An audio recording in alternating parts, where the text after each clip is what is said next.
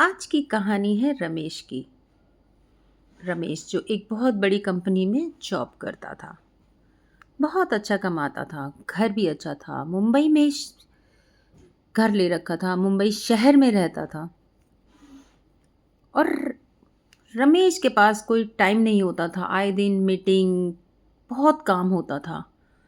काम के प्रति रमेश बहुत ही ईमानदार था। मुंबई शहर उसको बहुत अच्छा लगता था। रमेश का करियर बहुत ग्रो करने वाला था। तभी रमेश के माता पिता ने उसको गांव बुला लिया। अब रमेश समझा नहीं कि गांव क्यों जाना है, और वहां पर रमेश की शादी हो गई। रमेश के माता पिता ने उसकी शादी करा दी। जिस लड़की को रमेश ने कभी देखा भी नहीं था, उस लड़की से रमेश को शादी करनी पड़ गई, क्योंकि रमेश अपने माता पिता से कुछ कह नहीं पाया, बोल नहीं पाया, उनकी इज्जत करता था। शादी तो हो गई, एंगेजमेंट हुई, शादी के सारे फंक्शन हो गए। रमेश कुछ नहीं बोल पाया, चुपचाप से शादी कर ली। शादी करके रमेश अपनी बीवी को मुंबई ले आया। रमेश की पत्नी लता, जो रमेश को पति के रूप में पाकर बहुत खुश थी। उसको तो लग रहा था कि दुनिया जहान की खुशियां मिल गई हैं। लेकिन ये खुशियां ज़्यादा दिन तक टिकने वाली नहीं थी।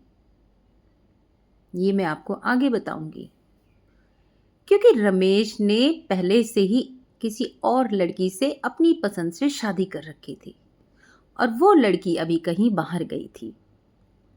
अब रमेश बेचारा क्या करे। रमेश दिन रात घुट घुट के मरा जा रहा था। किसी से कुछ नहीं कह पा रहा था, दुखी रहने लगा था।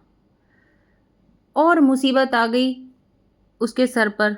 उसके माँ बाप बम्बई चले आए उसके पास रहने के लिए। अब रमेश के माँ बाप और उसकी वाइफ, तीसरी मुसीबत आने वाली थी उसकी। वो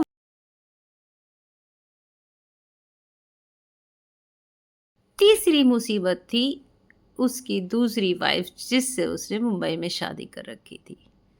वो थी बहुत तेज। वो रमेश को जीने नहीं देती।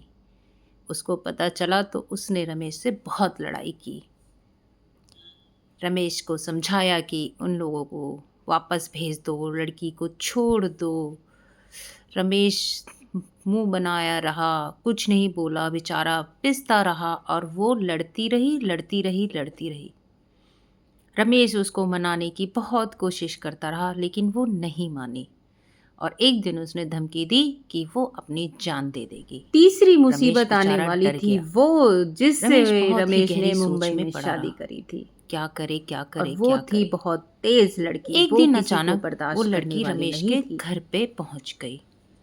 रमेश की जो हंगामा हुआ, वहां पर चल रहा था बहू दिखाई का फंक्शन, और रमेश की दूसरी वाइफ ने आकर बहुत बवाल किया, और वो पुलिस लेकर आई, और उसने रमेश को पुलिस के हाथ दे दिया।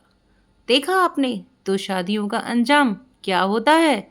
बेचारे रमेश के माँ बाप बहुत ही शर्मिंदा हुए और अपनी बहू को लेकर गांव वापस चले गए। लोगों ने बातें बनाई, लेकिन लोग बातें ही बना सकते हैं, और क्या ही कर सकते हैं।